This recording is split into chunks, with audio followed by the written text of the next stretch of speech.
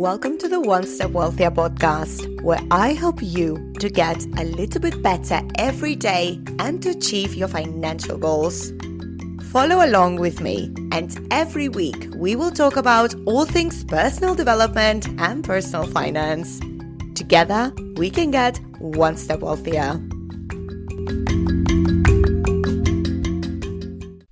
Good morning, everyone. Today, I wanted to talk about my own experience with lifestyle inflation.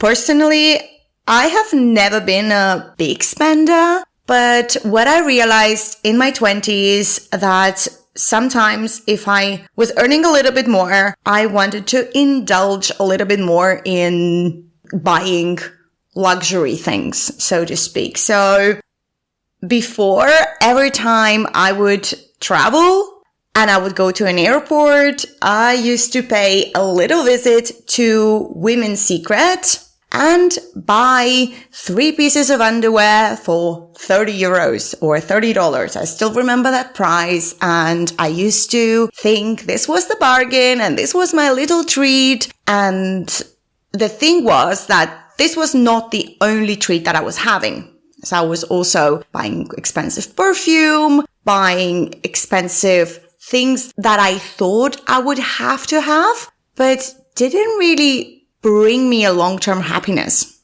So last week I was in the airport and I realized that there was a Women's Secret and I decided to enter.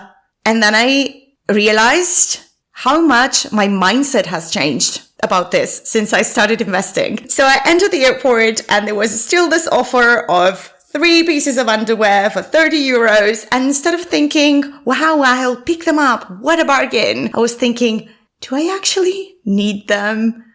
Will anyone see them? Why would I spend 30 euros on that when I can actually buy half of an ETF for that same amount?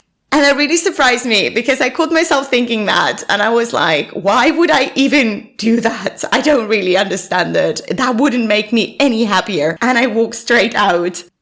So what is a lifestyle inflation? A lifestyle inflation is a concept that when you earn a little bit more money, gradually your spending goes up as well. So you are left in the same situation. So for instance, when you're a student and when you have to survive on very little, then your spending is also quite low. But as your earnings go up, then your spending goes up gradually as well. So in the end, you are left in exactly the same situation. You don't save anything. So now I am aware of the lifestyle inflation, and whenever I'm earning a little bit more, I try to put that little bit away into my investments and maybe indulge a tiny bit, but not as much as I would have had if I wouldn't have known about the lifestyle inflation. So I think for me, from my 20s into my 30s, I'm now in my mid 30s, I realized how I went from chasing shiny little luxuries and I started prioritizing freedom. And I'm actually not anti-luxury. I'm just intentional now on how I spend my money. So I'm not against treating myself. I love West End theatre. I go whenever I can here in London, and maybe some occasional Botox injection as well because it really makes me happy. But I really tuned into myself and I really found out what makes me happy and what doesn't. And I think you have to be mindful about your spending. When you're going to spend on something, ask yourself, does this truly make me happy?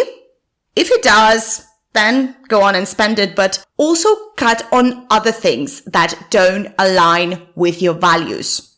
I think sometimes we spend just to keep up with the Joneses, and they say that we spend too much money to buy things we don't need to impress the people we don't like. So it's very important to be aware of that and very important to tune into yourself and find out the things that truly make you happy and the things that maybe you can live without and you can instead invest that money.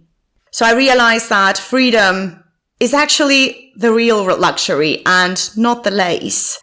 Before I saw money as something to buy things with, and now I see it as a tool to buy my freedom.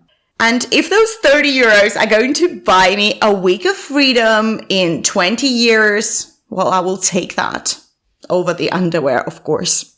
If I was to ever buy fancy underwear, it would be to later sell it in jars, if that's a thing. I heard that's a thing, and I heard it's a good business. I'm always open to new income streams. Just kidding. Not maybe. If you're doing this, let me know if that works.